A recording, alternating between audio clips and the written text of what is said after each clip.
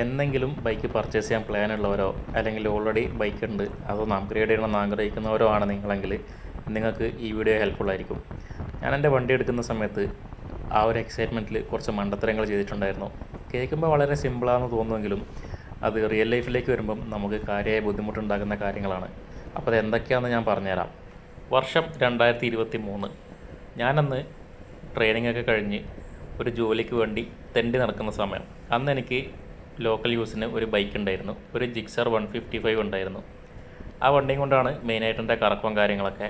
അങ്ങനെ ഒരു കമ്പനിയിൽ ജോബ് അപ്ലൈ ചെയ്തു, അവിടെ സെലക്ഷൻ കിട്ടി. അങ്ങനെ അവിടുത്തെ ട്രെയിനിങ് കാര്യങ്ങളൊക്കെ നടന്നുകൊണ്ടിരിക്കുമ്പോഴാണ് ഞാൻ സ്റ്റെല്ലിൻ്റെ വീഡിയോ കാണുന്നത്. വിസ്ട്രോം 250 അത്രയ്ക്ക് അങ്ങോട്ട് കലങ്ങില്ല എന്ന് പറഞ്ഞൊരു ടൈറ്റിലും തമ്മിലൊക്കെ വെച്ചിട്ടാണ് അന്ന് വീഡിയോ ഉണ്ടായിരുന്നത്. ഇന്നും വീഡിയോ അങ്ങനെ തന്നെയാണെന്ന് തോന്നുന്നുണ്ട്, നിങ്ങൾക്ക് നോക്കിയാൽ മനസ്സിലാവും. അപ്പോൾ ആ വീഡിയോ കണ്ടു, ഓക്കെ വണ്ടി വലിയ കുഴപ്പമില്ല, എൻ്റെ യൂസേജിനൊക്കെ പറ്റിയ വണ്ടിയാണ് എന്നെനിക്ക് തോന്നി.